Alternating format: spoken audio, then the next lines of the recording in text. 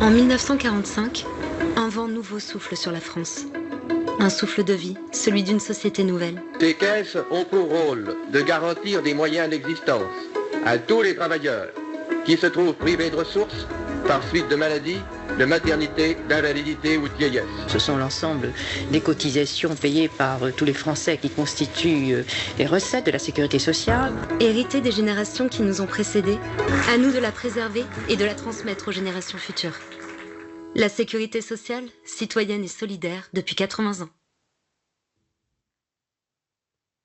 Bonjour à ceux qui nous rejoignent pour cette deuxième séquence de l'après-midi. Elle est consacrée au mouvement en cours de transformation des accompagnements et de l'offre en termes notamment de lieu de vie qui actuellement est déployé à la fois dans le cadre de la politique du handicap et également celle de l'accompagnement des personnes âgées qui sont en besoin d'aide à l'autonomie.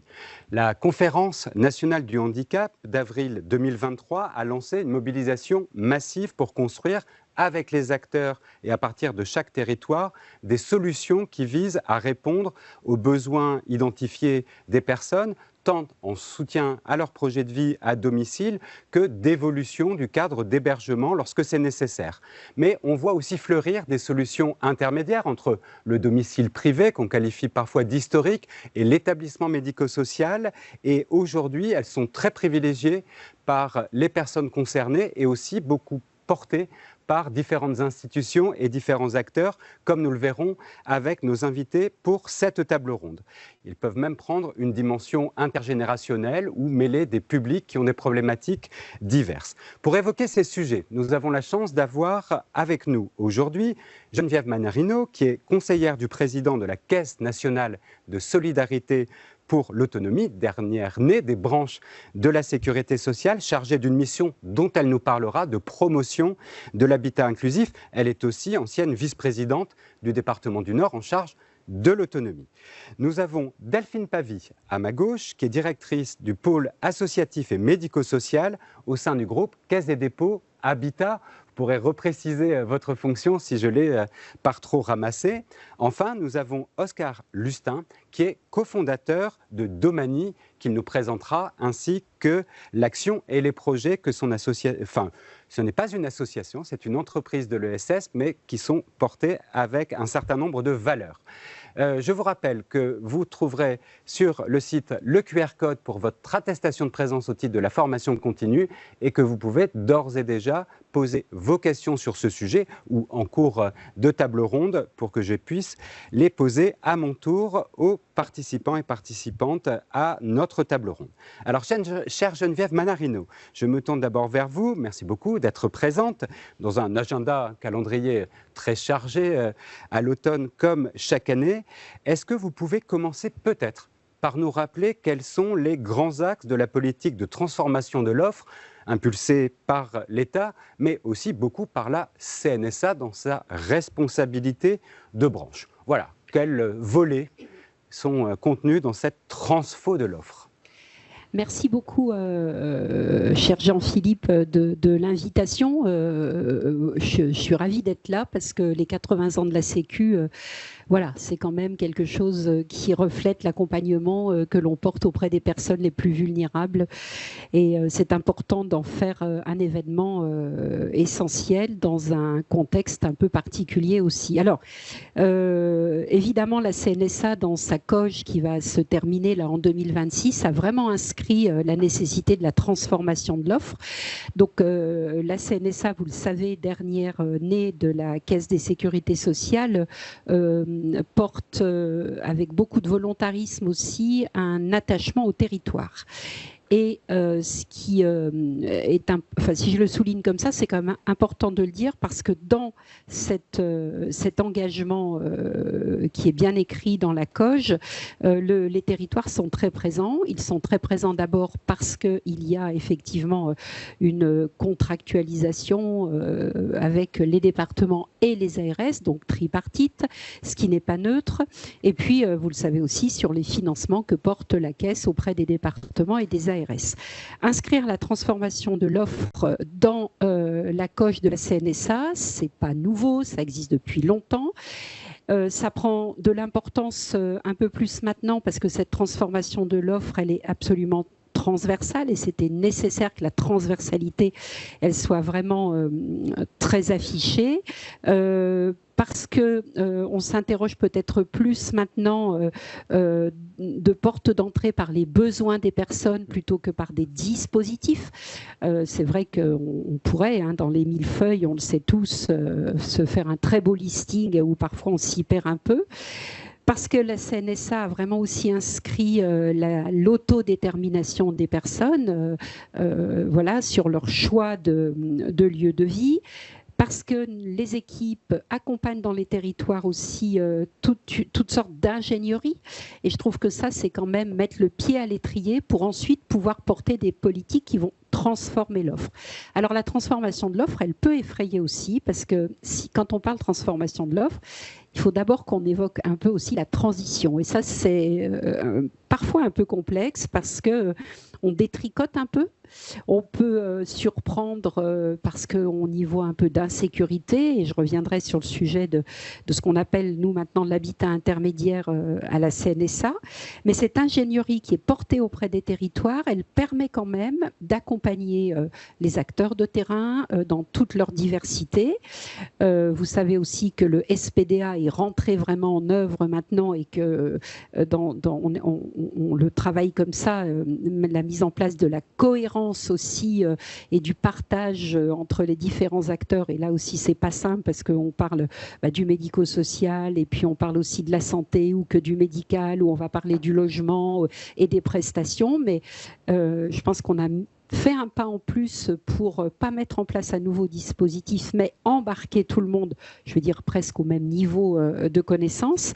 Et puis, dans la transformation de l'offre, je crois que le soutien de la CNSA, il est très marqué aussi sur l'élaboration des projets et la programmation des projets de territoire. Donc on ne plaque pas des solutions nationales, mais on part effectivement des besoins des personnes et des ressources territoriales. Absolument, absolument. Alors on peut raisonner par territoire, on peut raisonner aussi par bassin de vie, parce que c'est parfois extrêmement intéressant, parce que là on va toucher peut-être l'emploi aussi, et vous le savez, autour des sujets des professions du soutien à domicile, on est un peu aussi encore en questionnement. Et puis ce qui est très intéressant, c'est que le lien qui est porté que la CNSA a vraiment affiché avec les ARS permet d'apporter finalement une multitude de réponses et de les conforter aussi en faisant émerger, comme vous le dites très bien, Jean-Philippe Vinquant, cette offre territorialisée. Et je crois que c'est vraiment là-dessus que l'on doit s'appuyer pour transformer l'offre, voilà, et être avec les personnes au milieu de tous ces projets aussi, et de leur laisser la place de la parole. Alors, merci beaucoup pour cette présentation générale. Donc, on voit approche multidimensionnelle de toutes les dimensions qui font la vie d'une personne, ou qu'on souhaite effectivement favoriser. Pour ce qui concerne le volet vraiment dédié au lieu de vie et au cadre de vie et d'accompagnement, qu'est-ce que vous avez, vous, comme dispositif ou comme levier du côté de la CNSA pour venir favoriser effectivement une offre plus variée au bénéfice des personnes, entre voilà, le domicile où on est seul chez soi ou avec sa famille, et ensuite des établissements qui existent actuellement mais qui sont en train aussi de se transformer. Qu'est-ce qui existe entre ces deux pôles, d'une certaine façon très identifiés comme lieu de vie ? Alors, c'est vraiment je suis très heureuse d'en parler aujourd'hui parce que c'est une journée particulière aujourd'hui à la CNSA, puisque ce matin, il y avait un conseil et on proposait un avis ce matin qui, alors j'ai pas eu de nouvelles, mais qui à mon sens devait être voté. Et il y avait bon espoir. Oui, il y avait bon espoir et c'est tout un travail depuis le mois de février où nous avons, alors c'est le président Jean-René Le Serre qui a embarqué le conseil pour des travaux donc qui ont duré 9 mois. 9 mois, c'est pas anodin. On a fait naître des contributions avec 8 propositions pour justement vraiment embarquer les pouvoirs publics sur cette notion d'habitat intermédiaire et de choix de lieu de vie des personnes. Donc personnes âgées, personnes vivant avec un handicap. Et c'est pas neutre un avis du Conseil, parce que le Conseil de la CNSA porte la politique de la Caisse. Et donc, dans ce panel de propositions est inscrit l'habitat intermédiaire. Alors, quand on dit habitat intermédiaire, parce que j'ai eu parfois un peu la remarque, les bailleurs vous disent « Ah ben oui, mais c'est les montants des loyers ». Donc, moi, je rajoute intermédiaire et inclusif. Voilà. Et donc, dans toutes ces propositions, finalement, au début, on était plus parti sur l'habitat inclusif, les résidences autonomie, mais finalement, on a auditionné à peu près une trentaine de porteurs, de projets, de gestionnaires, d'élus aussi. Et donc, la question, c'est de se dire, je ne peux plus rester au domicile. Mon choix n'est pas d'aller dans un établissement parce que je suis encore autonome, parce que là où je vis, j'ai envie de rester un petit peu rapproché. Donc, quand on parle d'habitat intermédiaire et inclusif, vous y mettez les résidences autonomie, les résidences services seniors, les béguinages, l'accueil familial, qui est aussi une solution, les MARPA, les colocations, l'intergénérationnel. Voilà, donc une multitude de propositions. La difficulté que nous avons, c'est qu'elles sont peu lisibles pour le grand public, parce que si vous allez sur Via Trajectoire, finalement, vous ne trouvez pas toutes ces propositions. Vous trouvez donc le site qui permet de s'orienter effectivement quand on a besoin d'avoir un lieu plus encadrant, enfin en tout cas plus sécurisant, plus... Oui. Tout à fait. Donc ça, c'est un vrai sujet, la lisibilité. On a un vrai sujet aussi de... Je vais le dire un peu comme ça, de flou artistique autour de la réglementation. Le législateur, avec différentes lois, a permis quand même d'avancer, mais tout n'est pas en équité partout. Ça dépend si on est une entreprise, ça dépend si on est une asso, ça dépend si on est un bailleur. L'équité aussi du côté des départements, où certains départements ont vraiment inscrit ces politiques-là, d'autres un peu moins. Ce qui fait qu'il est nécessaire, outre les propositions que le Conseil porte, le deuxième sujet, c'est la mission qui m'a été confiée depuis le mois de juin 2025 par le directeur Maëlie Glebaillon sur l'habitat intermédiaire pour aller à la rencontre des élus locaux. C'est un peu mon credo parce que je pense qu'il faut faire de la pédagogie, et ce qui est tout à fait normal. Il faut aller dans les territoires voir les belles initiatives inspirantes parce qu'elles existent. Il y a de vrais questionnements aussi de réponses à donner aux personnes, mais en même temps, je me dis que les élus locaux, c'est eux qui entendent les besoins des personnes. La proximité, absolument. La relation qu'ils ont avec... Voilà. Et donc, je porte cette mission avec beaucoup de plaisir. J'ai un peu de temps. Je la terminerai en décembre 2026. Donc, voilà. Et c'est une mission d'appui interne à la CNSA, parce qu'à la CNSA, vous avez bien évidemment une direction qui gère vraiment ces sujets-là. Donc, la question, c'est de se dire, on doit être en capacité dans notre pays d'être suffisamment en ouverture d'esprit, avec beaucoup de bienveillance, pour que la personne, elle puisse exprimer là où elle a envie de vivre et qu'on puisse lui donner ses réponses, et qui sont peut-être parfois un peu complexes à mettre en place, ou peut-être pas si complexe que ça, parce qu'il faudrait lever des freins qui sont peut-être un peu portés de façon trop administrative aussi, et qui complexifient beaucoup les choses.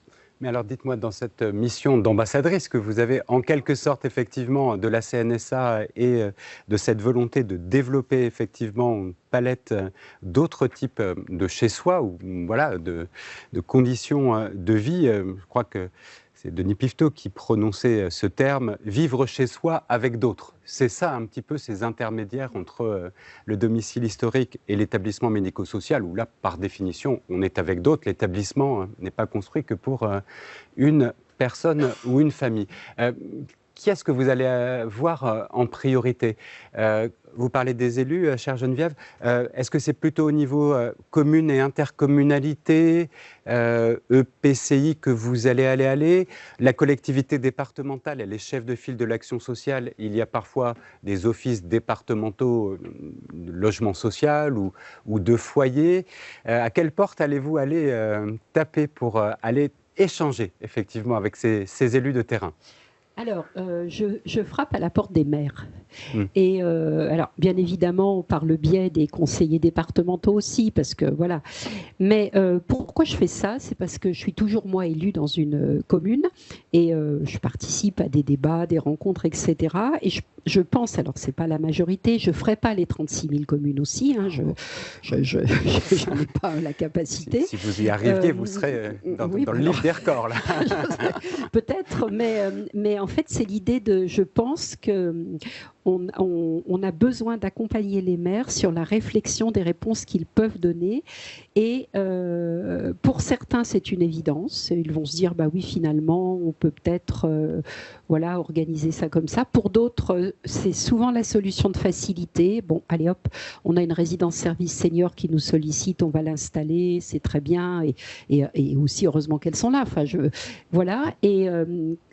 Et le vrai sujet, c'est que les maires ont besoin aussi d'être accompagnés pour mettre en valeur ce que souhaitent leurs habitants et en particulier les personnes les plus vulnérables. Alors, je frappe aux portes des maires ou des intercos.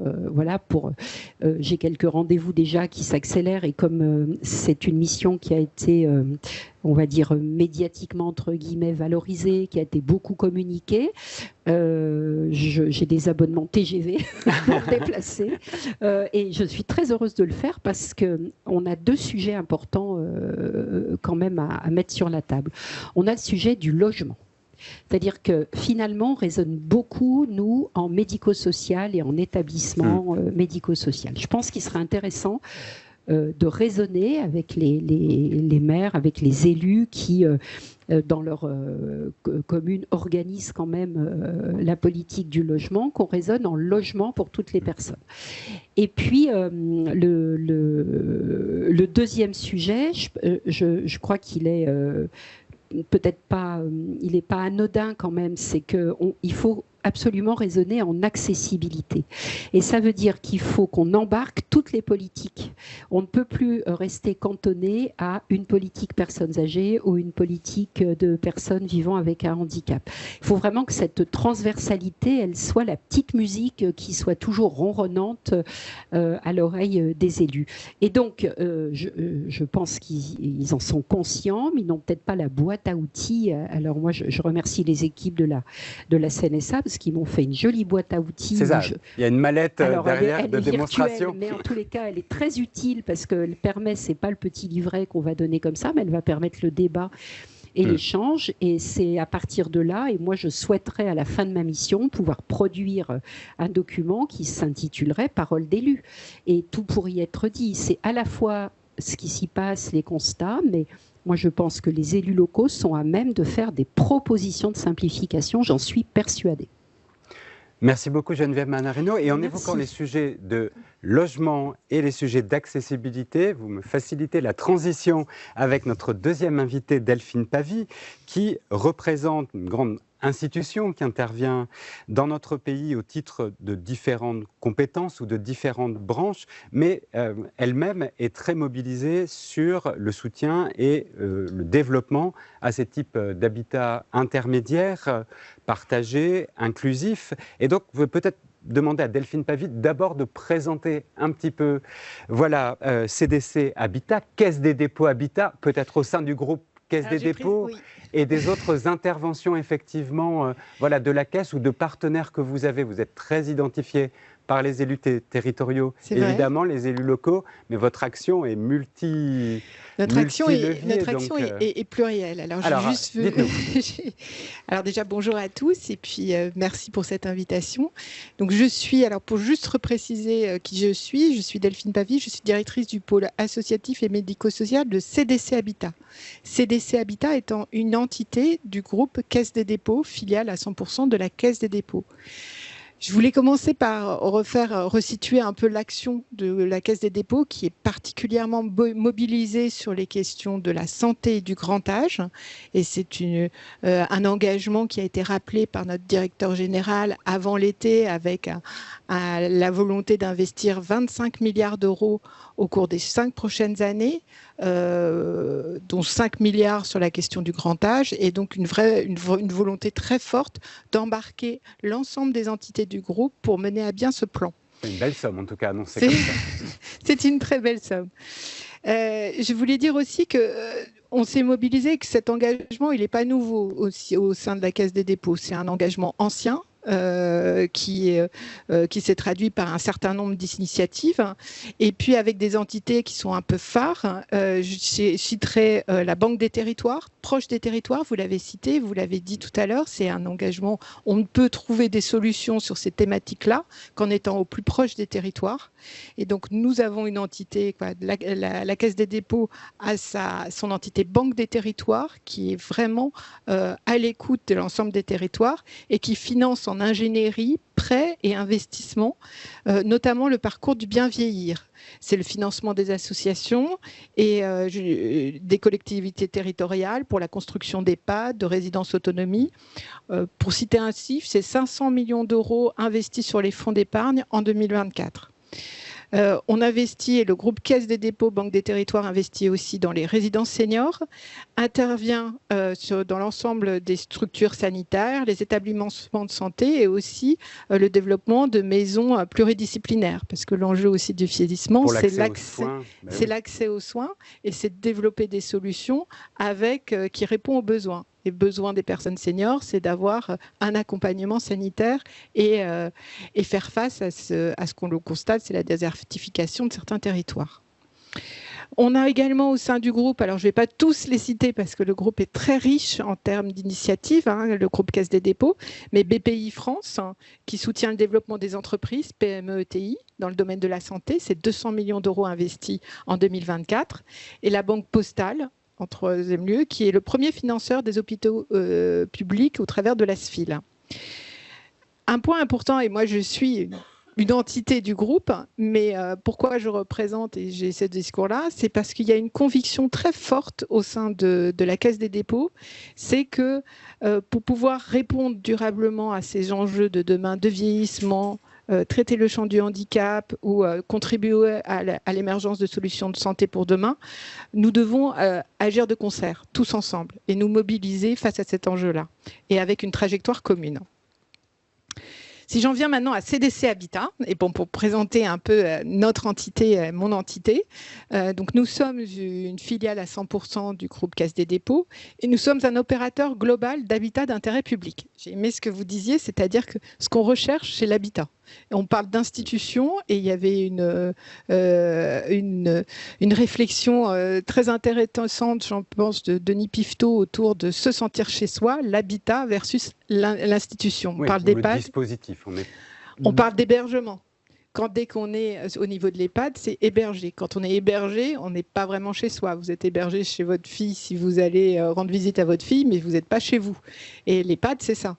Et nous, ce qu'on cherche, c'est des solutions qui font que les personnes se sentent pleinement chez elles. Et l'habitat intermédiaire, je pense que la réflexion que nous menons, et nous menons aussi au travers des échanges que nous pouvons avoir avec la CNSA, c'est de trouver et développer ces solutions où les personnes se sentent chez elles, tout en n'étant plus dans leur domicile historique. Donc ça, c'est un point important. Pour en revenir, je reviens quand même à CDC Habitat pour le présenter un peu plus globalement. C'est donc le premier opérateur global d'habitat d'intérêt public et c'est un opérateur majeur puisque nous gérons plus de 560 000 logements sur tout le territoire, donc 80% de logements sociaux. Qui bénéficient à toutes les générations. Qui bénéficient à toutes les générations. Nous sommes engagés depuis longtemps pour accompagner les publics fragiles, c'est dans notre ADN, soit en raison de leur âge, soit en raison d'un handicap. Et nous avons pour ça une politique qui se décline en deux axes. D'une part, le maintien au domicile des personnes âgées et des personnes en situation de handicap par le déploiement d'une politique d'accessibilité et d'adaptation des logements. Donc ça va être accessibilité, c'est l'immeuble. Donc, c'est essayer de rendre l'immeuble accessible aux personnes en situation de handicap ou aux personnes âgées. Typiquement, et un exemple très frappant, c'est les ascenseurs. Hier, j'étais sur le territoire de la Sainte-Barbe, et qui est un territoire qui est pour nous, chez nous, un exemple, ou en tout cas un modèle en termes de gestion du vieillissement et de l'adaptation des logements, et qui a mené toute une politique d'ascensorisation de ces immeubles pour pouvoir les rendre accessibles au plus grand nombre. Adaptation, quand on parle d'adaptation, c'est adaptation du logement en tant que tel. Mais pour aller... donc, accessibilité est importante parce que déjà, il faut accéder à l'immeuble. Ouais. Et deuxième chose, adapter, parce que en fonction du handicap ou en fonction pour la personne âgée, des besoins de la personne âgée, il faut adapter aussi le logement à travers des adaptations concernant les salles de bain, les sanitaires, les chemins lumineux, etc. D'autre part, au sein de CDC Habitat, nous développons une offre spécifique de logement. Ça comprend une vaste palette de solutions, vous l'avez dit, c'est-à-dire que cet habitat intermédiaire, il y a beaucoup de solutions et il y a une grande richesse des solutions. C'est des résidences pour les personnes autonomes, donc résidence autonomie, Papyloft, vous l'avez cité, résidence adaptée, résidence intergénérationnelle, des habitats pour les personnes en perte d'autonomie. Et là, nous allons dans un champ un peu nouveau que nous avons développé, notamment avec Dominique et Oscar, qui est parmi nous. On verra les projets effectivement que vous avez accompagnés. Ou encore des EHPAD. Nous gérons un parc d'EHPAD. Alors, nous n'exploitons pas. Nous gérons l'immobilier, mais nous n'exploitons pas. Toujours avec des partenaires, avec des exploitants qui sont extérieurs au groupe. Notre particularité en tant que filiale de la Caisse, c'est d'intervenir pour les populations les plus modestes, à travers, et je l'ai dit, 80% de l'offre étant sociale. Donc l'accessibilité financière aussi. Exactement. Une offre sociale importante. Et aussi, mais pas que, parce que aussi on a une offre pour les classes moyennes, avec des solutions d'habitat abordable ou intermédiaire, en faisant bien attention à éviter cette confusion sur l'habitat intermédiaère, qui peut être interprété, je reviens aussi sur ce que vous disiez, c'est-à-dire qu'on a dans le champ du logement social un produit qui s'appelle le logement locatif intermédiaire, mais là qui fait référence à des niveaux de loyer. Quand on parle de habitat intermédiaire dans le champ du vieillissement, on parle vraiment, c'est une autre notion d'intermédiaire, c'est intermédiaire entre le logement historique, vous l'avez très bien dit, et l'institution ou les institutions d'hébergement. Notre parc, c'est 200 résidences pour près de 12 500 logements sur tout le territoire hexagonal. Il y a 70 résidences et 3 700 logements qui sont opérés en direct. C'est des papylofts, en fait. C'est des résidences intergénérationnelles et c'est des résidences adaptées. Cette fois, on propose une animation assez limitée. On gère directement le quitancement. On ne va pas s'appuyer sur un gestionnaire ou un opérateur externe. Et enfin, 130 résidences pour 8 800 logements qui sont gérées par des exploitants tiers. Plus de la moitié de résidences autonomie, souvent exploitées par des CCAS, des associations ou des mutuelles, des résidences services privés, seniors services privés, 10% à peu près de notre offre, des habitats partagés et des EHPAD pour plus de 3100 lits. Et du coup, là, vous avez ce parc, mais vous accompagnez des nouveaux projets. Comment ça se passe? Est-ce que c'est vous qui cherchez des promoteurs de projets pour les accompagner effectivement derrière sur le montage de leurs projets? Est-ce que ce sont eux qui viennent à vous, taper à votre porte en disant « nous souhaiterions construire une colocation senior intergénérationnelle, mais aussi inclusive, etc. » Comment se fait la rencontre entre ceux qui peuvent appuyer, accompagner et ceux qui disent nous, on a envie de faire?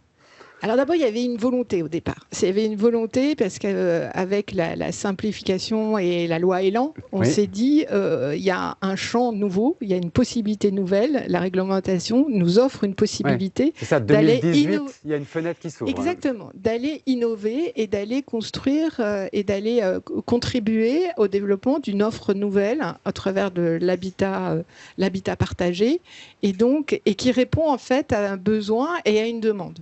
C'est-à-dire que la plupart des Français, en fait, veulent rester chez eux. Et donc ça, c'est un message assez clair. Et nous-mêmes, je pense qu'on veut rester chez soi le plus longtemps possible. Mais en même temps, on a besoin d'avoir des services, l'accès on a des besoins particuliers, surtout en vieillissant ou en étant en situation de handicap.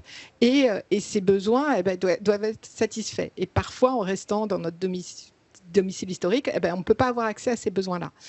Donc, on s'est dit il faut aller chercher, la loi Elan nous offre une possibilité d'aller explorer ça. Donc on s'est dit c'est un nouveau marché, un nouvel environnement, et notre ADN aussi c'est d'être assez innovant et d'essayer d'aller voir ce qui se faisait. Donc au départ on a eu une démarche un peu active, coordonnée aussi au sein de la Caisse, parce qu'on était plusieurs à avoir cette réflexion-là. C'est là où la contribution et le groupe est très importante, et on s'est dit qui on peut aller voir. Qui on peut aller voir d'expérience, moi je me suis dit je veux voir des gens qui sont vraiment motivés par le sujet et qui sont pas forcément, qui n'ont pas d'autres intérêts dans le cadre du portage de ces opérations-là. Donc c'était des opérateurs purs et durs et pas forcément des structures émanant de promoteurs immobiliers. Les promoteurs se sont engagés sur le champ du vieillissement, souvent en créant des structures qui leur étaient affiliées, mais avec finalement un message parfois un peu trouble entre où se trouve la marge de l'opération chez le promoteur, ou est-ce qu'on laisse de quoi faire vivre l'opérateur. Donc vous partiez plutôt de ceux qui avaient le projet de vie, savoir comment allait fonctionner la structure, comment allait être animée, régulée. Il faut aller plutôt vers des porteurs de projets dont c'est le cœur de métier. Alors il y a énormément, et vous le disiez, d'initiatives dans le champ social, d'associations, etc.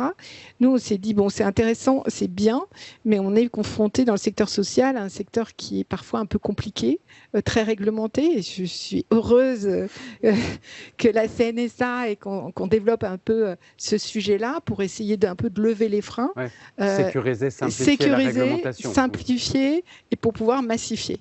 Et donc, nous, et puis aussi sécuriser, parce qu'en tant que bailleur, nous, on investit, et bailleur Caisse des dépôts, on investit sur très long terme. Donc, on a besoin d'avoir des contreparties qui soient engagées sur du très long terme. On a beaucoup d'initiatives, et nous, et le monde des bailleurs sociaux les accompagne, on accompagne certaines, mais qui sont riches d'enseignements et innovantes, vous l'avez dit, et de belles initiatives, mais parfois très localisées, et parfois difficilement duplicable. Nous, on a pris, puisqu'on est un bailleur qui est important, le parti de financer ces initiatives-là et d'accompagner ces initiatives-là d'une part, mais aussi de réfléchir à une offre qui pouvait se massifier. Et donc là, on a rencontré un certain nombre d'acteurs et on les a un peu interrogés, on les a vus. On s'est coordonné aussi avec la Banque des Territoires qui, elle, souhaitait investir aux côtés de l'opérateur pour soutenir cette initiative. Et c'est ainsi que on a sélectionné des projets. On a sélectionné le projet d'Omani en se disant on va faire un partenariat avec eux pour essayer de développer cette forme d'habitat et de les accompagner. Donc c'est comme ça qu'on s'est engagé à développer l'habitat partagé des seniors. Et aujourd'hui, on a investi près de 100 millions d'euros sur ce type d'habitat en immobilier. Pour accueillir près de 400 personnes. Alors notre enjeu, allez-y Delphine, je finis là-dessus, après on verra ce modèle. Parce que ce modèle d'Omani, c'est un domaine qui est du secteur libre, et donc c'était vraiment une volonté d'expérimenter ça, avec des contraintes qu'on a essayé de lever. Notre enjeu, et l'enjeu important, et qui est un message aussi qu'on le retienne, c'est que notre enjeu, c'est de rendre cette offre la plus accessible possible au plus grand nombre. Et donc, c'est d'aller vers le secteur social. On n'a pas réussi à trouver les structures prêtes à nous accompagner massivement jusqu'à présent, donc on l'a fait avec des opérateurs du monde privé, mais on n'exclut pas. Notre volonté, c'est vraiment aussi de l'élargir au champ associatif, public, mais là, les freins sont beaucoup plus importants et beaucoup plus compliqués à dénouer pour pouvoir massifier un peu cette offre. Mais très clairement, aujourd'hui, notre orientation, c'est d'aller dans le champ du social et rendre cette offre accessible au plus grand nombre. Merci beaucoup. On reviendra sur ces sujets de comment changer d'échelle, passer à l'échelle et accompagner plus de types, effectivement, de porteurs de projets. Mais la perche a été tendue à Oscar Lustin. Donc, merci beaucoup d'être avec nous. Vous êtes cofondateur de Domani, qui est une entreprise de l'économie sociale et solidaire, qui a reçu statut par une loi qui avait été portée par Benoît Hamon, si ma mémoire est bonne, avec le statut ESUS. Alors, est-ce que vous pouvez peut-être nous présenter votre entreprise à vocation sociale et ses valeurs et le principe des projets que vous portez. Et je crois que vous avez une petite illustration à nous en proposer. Mais commencez, Oscar, merci pour l'invitation présenter un petit peu Domani. Et bonjour à tous ceux qui nous écoutent. Donc Domani, on est une entreprise de l'économie sociale et solidaire. Et depuis quelques années, on a l'agrément ESUS, donc entreprise solidaire d'utilité sociale.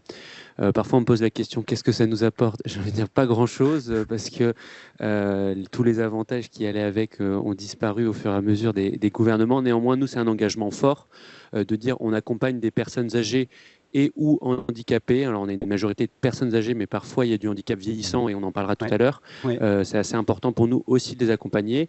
Et notre rôle, on est un opérateur, donc on s'occupe quotidiennement de groupes de personnes âgées. En général, ils sont 8 et ils cohabitent dans un grand bâtiment qui est une colocation qui fait environ 350 mètres carrés, où chacun dispose d'un espace privatif d'environ 30 mètres carrés et il y a une grande salle de vie commune de 80 mètres carrés où ils peuvent se réunir pour partager ensemble des petits moments de vie.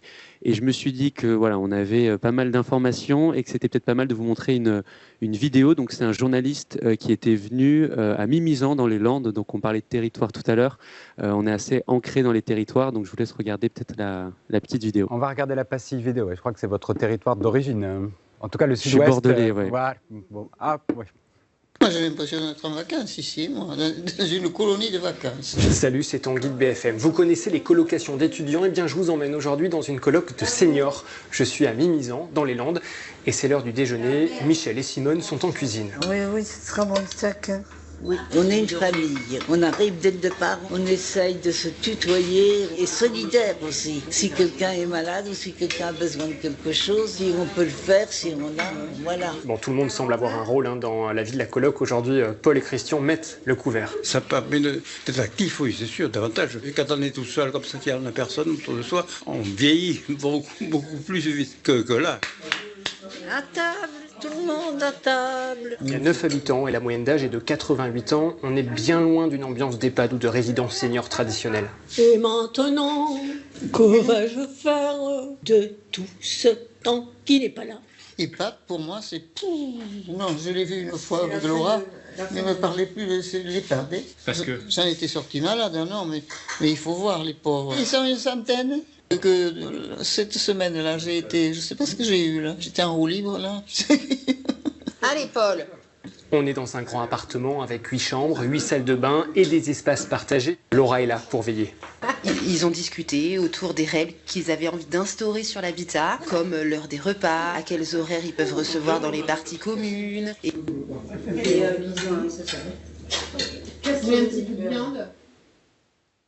Elle est vraiment très sympathique cette vidéo. On a envie d'aller passer un moment avec elle, avec eux. Alors Oscar, peut-être nous donner maintenant un petit peu vos projets, comment ils sont montés et notamment, voilà, il faut déjà, je pense, disposer de cet habitat, de cette unité avec des parties privées et des parties de lien social ou de moments de partage. Donc comment vous faites? Vous construisez tout vous-même? Vous êtes aussi maçon? Vous passez...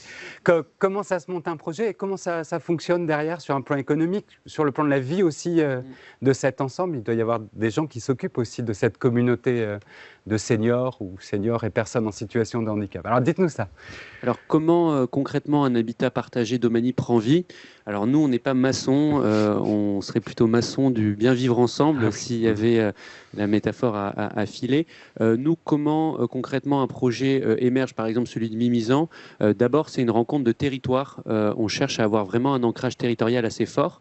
Souvent on rencontre monsieur le maire ou ses adjoints aux seniors ou au social et donc on leur présente un petit peu le projet Domani. Souvent ça vient soit c'est eux qui nous appellent, soit c'est nous qui avons repéré un besoin de territoire, donc avec une population vieillissante et un manque de place dans des structures traditionnelles, ou tout simplement un manque de place alternative pour ce type de solution-là. Une fois qu'on a présenté le projet, on a vraiment assez peu de réticence de la part des mairies qui sont preneurs de la diversification de l'offre parce que même s'ils ont déjà une résidence senior, même s'ils ont déjà un EHPAD, même s'ils ont déjà des accueillants familiaux, on voit qu'on vient apporter une nouvelle offre différente. C'est ça qui est important, c'est de dire que voilà, il va y avoir un panel de solutions qui va être très différente et l'habitat partagé qu'on a vu dans la vidéo, on apporte une nouvelle.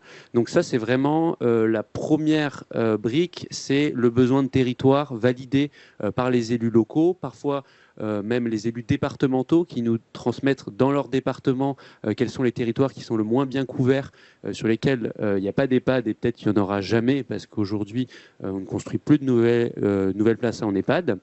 Donc ça c'est la première brique. La deuxième brique c'est la brique investisseur immobilier. Souvent avec nous il y a un promoteur immobilier qui va construire. Donc là ça peut être ICAD qui est une filiale de la Caisse des dépôts, ça peut être d'autres promoteurs privés. Voilà, encore une branche qui avait été créée immobilière de la Caisse des dépôts, alors aujourd'hui devenue ICAD. Mais ça peut être d'autres promoteurs immobiliers qui, eux, vont repérer le foncier idéalement de centre-ville parce que cet ancrage territorial est assez fort et nous on veut que les personnes âgées soient au plus proche du marché, au plus proche du cœur de vie et qu'ils n'aient pas forcément à prendre la voiture pour aller dans le centre-ville. Qui est déjà les facilités qu'on peut trouver à 300-400 mètres à pied autour de chez soi. Oui, c'est ça, 300 mètres à pied et pas la route qui monte comme ça. Ouais. Voilà, donc on va jusqu'à ce niveau de détail-là, de regarder le trottoir et sinon on le travaille avec la mairie pour retravailler le trottoir pour que les personnes âgées puissent accéder. Mettre un banc exactement, à l'ombre de préférence, voilà. Tous ces petits détails, parce que même 300 mètres pour une personne âgée de 88 ans, parfois ça peut être beaucoup. Donc ça c'est la deuxième brique. La troisième brique c'est l'investisseur immobilier donc, qui va acheter ensuite ce bien-là, parce que nous on est vraiment locataire, notre métier c'est de s'occuper des personnes âgées et pas de posséder un parc immobilier. On n'a pas l'argent et on n'a pas l'envie de le faire. Vous n'êtes pas une foncière. Non, on n'est pas une foncière et on ne le saura jamais. Et donc, à nos côtés, il y a soit des acteurs comme la Caisse des dépôts, donc CDC Habitat qui a acheté une petite dizaine de petites résidences d'Aumanie qu'on a vues, notamment celle de Mimizan, qui est la propriété de la Caisse des dépôts. Ensuite, il y a d'autres caisses de retraite, notamment je pense à Ircantec, qui est une caisse de retraite qui nous soutient aussi via Swiss Life. Ou des bailleurs de la fonction publique et des élus. Donc voilà, la retraite des fonctionnaires est placée notamment dans ce type d'habitat alternatif. Et c'est important de le dire parce qu'il y a un vrai engagement de leur part. Ils sont venus visiter nos habitats alors que parfois ils sont un peu déconnectés de ça. Donc ça, c'est assez important pour nous. Et aussi, il y a des bailleurs sociaux comme le groupe Action Logement qui est propriétaire aussi de plus en plus de ces habitats-là. Alors nous, pour rien vous cacher, parfois, on lutte aussi avec ces bailleurs-là qui... forcément, n'ont pas totalement pris en compte le fait que le vieillissement de la population, c'est maintenant. On parlait tout à l'heure des 80 ans de la sécurité sociale, mais c'est aussi les 80 ans du baby-boom. 1945, il y a eu une vague de naissance qui était assez folle. La pyramide des âges, je pense que tout le monde l'a en tête ici, et on voit vraiment ce pic. Et les gens, aujourd'hui, ils commencent à perdre en autonomie, parce qu'à 80 ans, on commence à accompagner des gens. Et donc, un projet immobilier, en moyenne, ça prend 3-4 ans. Et donc, en fait, si on veut être prêt pour quand ils auront 85 ans, il faut agir dès maintenant et on sent que beaucoup de bailleurs n'ont pas totalement pris la mesure, donc ils y vont un peu au compte-gouttes, un habitat par-ci, un habitat par-là. Donc il y a vraiment cette logique de massification. On parlait tout à l'heure de 400 personnes accompagnées avec CDC Habitat, donc c'est un début, mais nous on appelle vraiment à cette massification, même si le mot n'est pas très joli, on parle plutôt de d'essaimage pour être un peu plus dans les codes de l'ESS. Mais donc ça c'est la troisième brique, et enfin et surtout la dernière brique, ce sont les habitants. Donc nous, quand le chantier avance, on va à leur rencontre, on distribue des petits flyers pour expliquer le projet de territoire. Sur les marchés. La mairie souvent est très aidante et nous met à disposition une salle.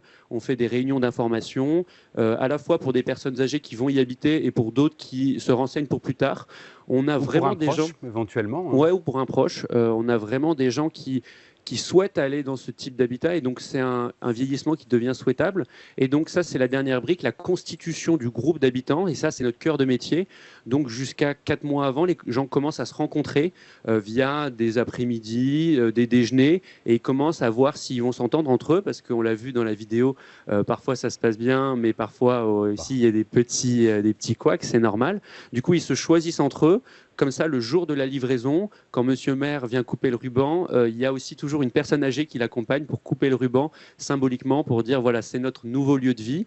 Et donc, nous, ensuite, on est là dans la durée, avec à chaque fois une salariée, vous avez vu Laura tout à l'heure dans la vidéo, qui va accompagner le groupe d'habitants pour s'assurer... C'est le rôle maître-maîtresse de maison, c'est ça qu'on dit parfois, gouvernant-gouvernante, je sais pas. Nous, on appelle ça animateur, coordinateur, du projet de vie sociale et partagée, et on simplifie en disant coordo, coordinatrice ou coordinateur. On a enfin des hommes qui postulent dans ce type de métier. Donc ça, c'est vraiment nous le cœur de notre accompagnement. Donc on a des personnes âgées du coup qui sont dans le grand âge. Donc il y a une personne qui est là vraiment du lundi au vendredi pour les accompagner. Oui, 88 ans de moyenne d'âge, c'est assez élevé. C'est le grand âge, donc c'est vraiment... Alors, on voit, et c'est une bonne nouvelle, la moyenne d'âge se rajeunit parce que de plus en plus, les gens viennent en prévention aussi de leur perte d'autonomie. Ils anticipent en fait, ils se disent c'est peut-être le moment d'eux.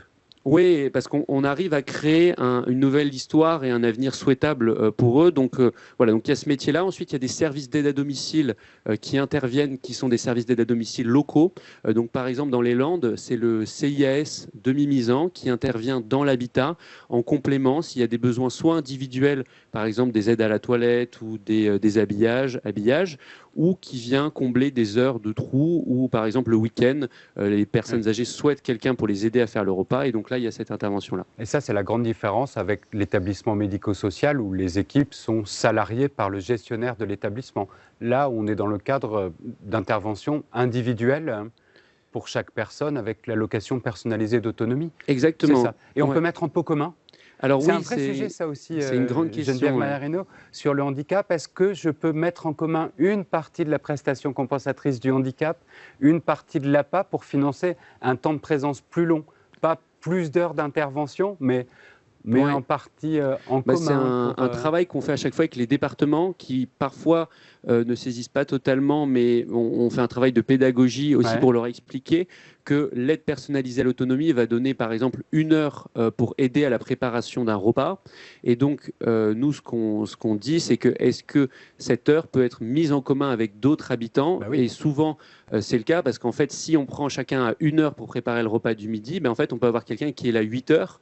Alors, pas pour préparer un repas de 8 heures, quoique ce serait possible pour accompagner d'autres activités, sortir faire les courses avec les exactement. Les et donc habitants. là, voilà, on peut aller beaucoup plus loin pour renforcer l'autonomie et participer à la prévention aussi, parce que quand on a 1 heure, en fait, on ne va pas faire les courses avec la personne, tandis que quand on a un peu plus d'heures, parce qu'on la met en commun, là, ils vont au marché et donc ils prennent, ça prend du temps d'aller au marché avec des personnes âgées, surtout à cet âge-là, mais du coup, on a un vrai impact qui est social sur ces personnes-là, avec vraiment une notion de prévention qui est assez fascinante. Moi, je le vois, on s'est lancé il y a 5 ans et on voit des gens qui parfois arrivent à conserver des GIR 4 pendant vraiment 4 ans, alors qu'à domicile, le médecin était convaincu qu'un an après, elle aurait été GIR 2.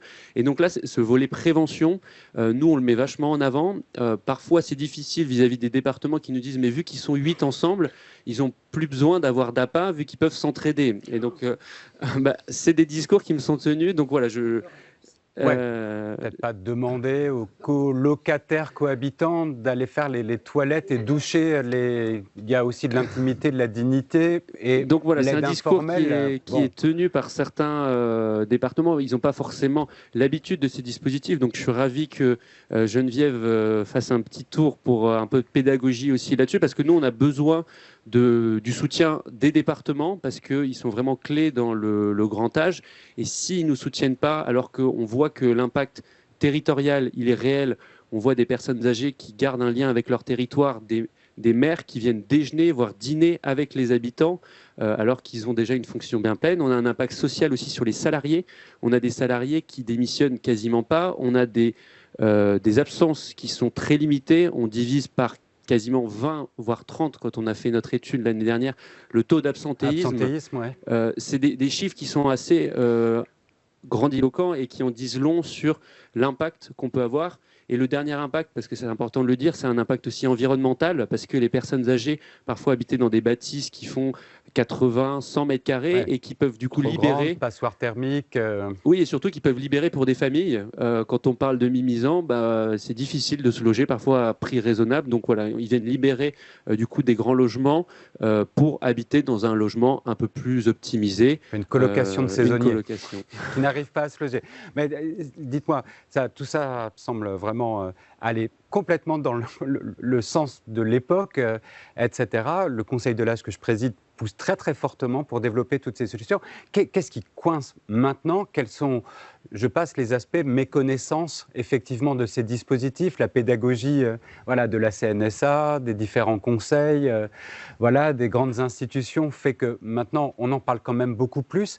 Qu'est-ce qui fait qu'on ne va pas avoir suffisamment peut-être de gouttes d'eau pour que ce soit vraiment une grande piscine de solutions nouvelles? Qu'est-ce qui coince, qu'est-ce qui vous gêne le plus?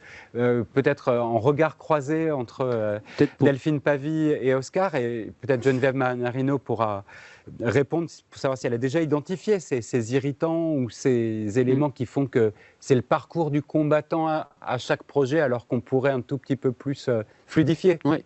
Bah, vous l'avez bien dit, en fait, le modèle, il est là, il existe, il a été éprouvé. On a des études d'impact qui prouvent aussi la pertinence du modèle, et on se rend compte qu'en fait, c'est pas un doux rêve de mettre 8 personnes, ça fonctionne, et les gens s'y sentent bien. Moi, j'invite tout le monde à venir visiter ces habitats, parce que quand on en visite, on se rend compte de ce qui se passe. Les deux plus gros freins, selon nous, le premier, c'est ce que je disais tout à l'heure, c'est la méconnaissance du modèle. Donc, on en parle, mais ça ne va pas jusqu'au bout. Parfois, au département, un évaluateur APA avec qui on est obligé de passer 2 heures parce qu'il a supprimé l'APA d'une personne âgée parce qu'elle a rejoint l'habitat partagé. Donc nous, on doit passer beaucoup de temps, faire des demandes de révision de dossier pour s'assurer que la personne qui a fait le choix éclairé de venir ici conserve un droit individuel. Alors oui, les départements parfois ont des problématiques financières, mais en fait, ce qu'on ne voit pas, c'est que nous, en participant à la prévention, on va aussi limiter l'APA. Si la personne passe GIR 2, elle devra augmenter encore plus l'APA. En coût complet, exactement. C'est plus sobre. C'est beaucoup plus sobre. Donc ça, c'est la première limite, c'est la connaissance, surtout à l'échelle départementale, où parfois, il y a même un département, on a dû aller au tribunal parce qu'ils ne respectaient pas les droits individuels des personnes. Donc, je le dis, ça nous a coûté des frais d'avocat, mais surtout, ça nous a pris du temps, et on se dit, mais pourquoi on nous met des bâtons dans les roues comme ça, alors que nous, de notre côté, on est là pour répondre à un besoin des personnes âgées. Et le deuxième frein, que l'on voit, nous, et qui empêche les gouttes d'eau de faire une piscine, comme vous l'avez dit, c'est les investisseurs immobiliers qui, parfois, en termes de montant d'investissement, on parlait tout à l'heure voilà, de 100 millions d'euros, mais sur les 5 milliards d'euros dont on parlait, il y a ce besoin. Et là, on parle de CDC Habitat qui joue vraiment le jeu et qui pourrait encore plus le faire, mais il y en a aussi d'autres qui sont un peu attentistes, des bailleurs sociaux, qui nous disent c'est compliqué d'obtenir l'agrément pour un habitat inclusif. Nous, on a déjà obtenu 5 agréments, donc il y a 5 domanies qui vont ouvrir en logement social, mais ils nous disent c'était tellement dur d'obtenir l'agrément qu'on ne va plus en faire de nouveau. On leur dit au contraire, on l'a fait une première fois. Donc voilà, il manque vraiment pour moi non pas des mots, mais des actes pour dire voilà, tout le monde est d'accord sur le constat. Maintenant, vraiment, il y a besoin d'y aller et d'y aller fort, et pas simplement de se dire ça va être long. Oui, ça va être long, mais les personnes âgées qui arrivent dans 4-5 ans, elles seront aussi très nombreuses. Et si on n'anticipe pas dès maintenant, je ne sais pas trop comment on va s'y prendre. Très bien. Delphine Pavie, est-ce que vous voyez les mêmes choses? Moi, on m'a cité comme frein aussi, et notamment, ça rebondit peut-être sur votre remarque, Oscar Lustin, sur l'aide à la vie partagée. Il y a parfois effectivement des bailleurs qui se disent on va la toucher, mais derrière, du côté des départements, on nous dit qu'on ne pourra pas forcément suivre. Donc, il y a cette question qui avait été évoquée, un peu d'incertitude derrière du soutien qui est apporté. Oui, il y a plusieurs sujets. Il y a plusieurs sujets. Alors, on voit que c'est des solutions qui marchent. L'offre est plurielle, et Geneviève, vous l'avez très bien dit, c'est-à-dire qu'il y a une palette de solutions, etc. Et c'est un nouveau marché. Et donc, quand il y a une palette de solutions, il faut d'abord aussi s'y retrouver. S'y retrouver sur ce qu'est la définition de l'habitat inclusif. Alors, vous allez avoir une boîte à outils qui va peut-être nous aider d'ici la fin de l'année. Le petit guide de... Mais de s'y retrouver. Il y a eu un avis du Conseil d'État qui est sorti, qui a essayé de préciser un peu ce qu'on entendait par habitat inclusif, et sans opposer les différentes formes d'habitat. Parce qu'on a parlé aussi de résidence autonomie, on parle d'établissements médico-sociaux, et donc la palette est large. Donc c'est bien, sur un nouveau marché, c'est essayer de comprendre ce que ça signifie, ce que c'est, et quel est l'encadrement juridique. Des points de repère. Les points de repère, et un peu avoir une vision, qualifier ces opérations-là. Ensuite, si je me place côté investisseur et bailleur, investisseur, c'est que, Oscar l'a dit, on est sur des habitats qui sont habitats inclusifs, qui sont des petites unités. C'est finalement un habitat, et je parle sous ton contrôle, c'est 350 mètres carrés, c'est pour 8 habitants. Et en termes d'investissement, c'est un investissement assez faible. Et quand nous, on a des enjeux de déploiement au niveau des bailleurs sociaux très massifs, il faut en faire beaucoup. C'est beaucoup de temps individuellement sur ces dossiers. C'est des sujets qui se travaillent, et vous l'avez très bien dit d'ailleurs tous les deux, ça travaille avec la mairie, avec le département, avec un ensemble de collectivités pour le rendre le plus accessible possible. Et donc d'obtenir l'aide à la vie partagée. On a des questions, vous l'aviez aussi évoqué tout à l'heure, sur l'aide à la vie partagée, avec des différences d'interprétation entre différents départements. Donc tout ça fait que pour un petit investissement, on passe un temps fou. Donc il y a besoin aussi de pouvoir être en capacité d'investir plus, de façon un peu... Oui, c'est vrai que c'est pas beau massifier, mais si on veut le déployer, il faut qu'on simplifie un peu tout ça et qu'on puisse avoir des enveloppes pour pouvoir investir ça. Le rendre le plus accessible possible. Et puis, je citerai une autre chose, parce que c'est peut-être aussi... travailler ensemble et s'ouvrir un peu. Ça va être choquant ce que je vais vous dire, mais c'est qu'on a tendance à avoir le monde social et le monde associatif et le monde public d'un côté, et puis le monde privé de l'autre. Et finalement, quand on va dans le monde privé, moi je me souviens d'échanges avec des conseils départementaux en disant oui, mais les structures comme Domani, etc., c'est des privés quand même. Nous, on est dans le monde associatif et public. La dernière fois, j'étais très heureuse parce que j'ai partagé un échange aussi avec Dominique Libaud, qui disait mais voilà, le monde privé peut aussi apporter et contribuer à partir du moment où on partage les mêmes objectifs, à partir du moment où c'est transparent, à partir du moment où on est chez des gens qui s'inscrivent dans la durée. Et donc pas essayer d'opposer ces structures-là, parce qu'on voit, si on veut massifier, aller plus vite, qu'il faut qu'on fasse aussi, qu'on s'appuie aussi sur ces acteurs-là. Ouais. C'est pas le statut qui compte, mais les valeurs du projet et de la gouvernance. Et des valeurs. Et là aussi, la CNSA peut nous aider dans la définition de sa boîte à outils pour essayer de donner une certaine légitimité. Et enfin, je dirais, quand on investit sur des solutions auprès de populations fragiles, que sont les personnes âgées ou les personnes en situation de handicap, les personnes âgées, c'est des personnes qui rentrent avec un certain degré d'autonomie et qui, malheureusement, le temps faisant, perdent en autonomie. Et donc, on va vers des gens de plus en plus fragiles. Et il y a une question, et on a eu des scandales récents sur la prise en charge des personnes âgées, qui font très peur aux investisseurs et aux institutionnels. Le risque d'image, en fait. Le risque d'image est quelque chose d'important. Et là, on a beaucoup de débats, parce qu'on travaille avec d'autres structures qui essayent aussi d'imaginer des choses pour des personnes âgées, mais qui ont des problèmes cognitifs, parce qu'il y a un vrai enjeu aussi de société sur ces personnes-là. Et c'est de se dire... quel est le risque d'image, comment on peut se rassurer, comment, et c'est là où avec la CNSA on peut travailler, on peut essayer de trouver des solutions pour nous rassurer, des agréments. Je sais qu'Oscar n'est pas du tout content quand je dis ça, mais pour pouvoir nous rassurer et aller vers des porteurs de projets sans complexifier leur travail et sans leur imposer des contraintes trop importantes qui fera que leurs coûts seront plus élevés et que ces solutions ne deviendront plus accessibles. Ouais. Voilà. Et peut-être avoir des dispositifs d'évaluation externe aussi, un Exactement, d'avoir regard extérieur des contrôles. pour s'assurer que la structure, à un moment, ne dérive pas d'une certaine façon. Ce qui peut arriver aussi, si les gens y restent 20 ans, ils seront dans une moindre capacité qu'au moment de l'entrée, et il ne faut pas recréer un quasi-EHPAD d'une certaine façon. Exactement. Alors, merci beaucoup. Donc, Geneviève, par rapport à ces différentes remarques, et peut-être juste aussi ce sujet de mobilité, qui est qu'on peut avoir effectivement un parcours où pendant 15-20 ans, on est dans un habitat partagé, une colocation, mais avoir une convention avec un établissement médico-social qui permette effectivement de rendre moins difficile psychologiquement le passage voilà, d'un type d'habitat à un autre, ça peut se faire. Mais Geneviève. Alors, non, mais tout à fait. Alors moi, je pense que peut-être en essentiel, je me dirais que c'est le moment de créer une culture commune. Parce que le sujet, il est bien là, quoi. Il est sociétal quand même. Il faut qu'on arrête à un moment donné de raisonner plus en termes sécuritaires, établissement, protection, et la protection sociale. J'espère que je ne vais pas choquer, mais je pense que vous comprenez ce que je veux dire. Je crois que la culture commune, elle doit se créer. Alors, elle démarre.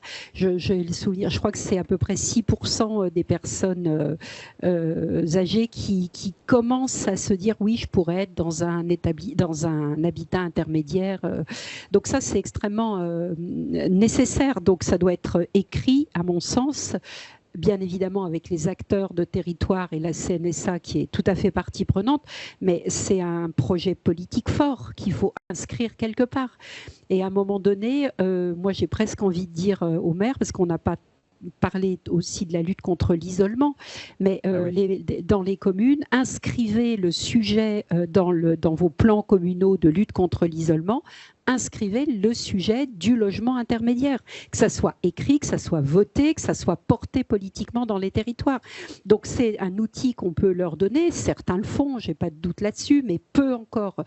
Et oui, il faut outiller absolument les territoires, il faut outiller, il faut repenser l'offre aussi en fonction des besoins territoriaux ou par bassin de vie, mais pour ça, pour repenser l'offre, si on n'a pas inscrit cette culture commune et si on n'a pas une vraie volonté très forte, et quand je dis une volonté forte politique, c'est-à-dire portée par un gouvernement, quoi, portée tout en respectant une équité territoriale, ça doit être inscrit quelque part. Oui, la CNSA, elle accompagne, elle clarifie, elle permet aussi de sécuriser aussi ces habitats intermédiaires avec un suivi. Enfin, les équipes sont extrêmement proches aussi de ces territoires. Oui, il faut renforcer peut-être un peu les financements. Donc ça, c'est une question quand même importante. En tout cas, donner une visibilité. Mais voilà, je pense que pour le moment, la CNSA continue de participer à la VP. Il n'y a pas de date. Voilà, il y a la possibilité. Alors, mais moyennement, pourquoi ? Voilà. Moyennement, pourquoi ? Parce qu'il y a des départements aussi. Enfin, je pense que oui, on a diminué, mais ça, vous avez déjà vu un 100% de financement de l'État dans les territoires. Voilà, c'était une amorce, 80, 60, 50. On est d'accord. Au département de prendre le relais. Mais c'est pour ça que s'il y a une culture commune, c'est pour ça que si tout le monde s'embarque là-dedans, ça veut dire que les choix politiques, ils sont faits, ils vont être faits autour de ce sujet-là. Et on va plus dans un département disperser un peu. On va se dire voilà. Le choix politique de notre département, c'est celui du logement choisi par la personne dans un parcours résidentiel et on propose un panel de solutions. Et pour revenir sur la mutualisation de la PCH, moi j'ai le souvenir quand j'étais élue au département du Nord, on avait vraiment porté ça de façon très convaincante. Pourquoi ? Parce que l'ADN d'un habitat inclusif, par exemple, les personnes qui vont y rentrer vont travailler au projet de vie sociale et partagée. Ils vont se mettre d'accord pour voir comment ça va fonctionner. On le fait pour mettre en commun. Pour mettre en commun. Donc, je conçois tout à fait qu'il puisse y avoir parfois des dérives. Et c'est vrai que c'est en outillant mieux qu'on peut aussi dire à certains départements, attendez, vous n'allez pas enlever l'APA parce qu'on vous donne la VP. Enfin, moi, je trouve que ça, c'est d'une irresponsabilité totale, quoi. C'est du non-respect vis-à-vis des personnes qui ont fait ce choix-là. Et j'ai eu ce retour-là. Et on a eu ce retour-là, voilà. Donc, le sujet, il est créer la culture commune, le portage politique fort et le choix politique fort dans les territoires. Mais on sait comment ça se passe. Si on a un portage politique fort, alors, je ne sais pas s'il faut une loi... je sais pas quoi. Il faut avoir une belle loi de programmation et de planification de la transition démographique. Ça, on l'appelle. De toute façon, il faut donner des réponses. On est toujours en train de se dire, mais en 2030, on va exploser en vieillissement. Mais quand on voit que pour reconstruire un nouveau lieu de vie, etc., il nous faut entre 5, 6 ou 7 ans, c'est aujourd'hui qu'on a le vrai sujet à mettre sur la table. Bon, on le voit, le portage national sera fort. Oscar, le mot de la fin. Un petit mot très court. Enfin, vraiment, nous, on sait que les solutions, elles existent, on les connaît. On sait qu'on a aussi une pénurie de salariés. On voit que les salariés ont un vrai goût pour ce type d'habitat. Et je ne sais pas comment on va accompagner à domicile tous ces baby-boomers qui vont arriver. Dans le diffus. Dans le diffus. Donc, on a un vrai enjeu de société et ne pas agir aujourd'hui. Je pense que tous individuellement, On peut faire des lois et ce sera très bien. Néanmoins, individuellement, si chacun agit à sa petite échelle, je pense que déjà, on a vraiment beaucoup de leviers pour mettre en place. Donc voilà, je vais finir plutôt sur une note optimiste. Je pense qu'on a déjà tout ce qu'il faut. Maintenant, il n'y a qu'à Faucon, vraiment des actes, c'est important. Bon, on voit qu'il y a la volonté en tout cas. Merci beaucoup à tous trois pour avoir participé à cette table ronde, présenter ces éléments. Et on se retrouve à 16h30 pour parler du service public départemental de l'autonomie, qui sera peut-être un des leviers permettant de booster cet élan que nous voyons actuellement. À tout à l'heure. Merci.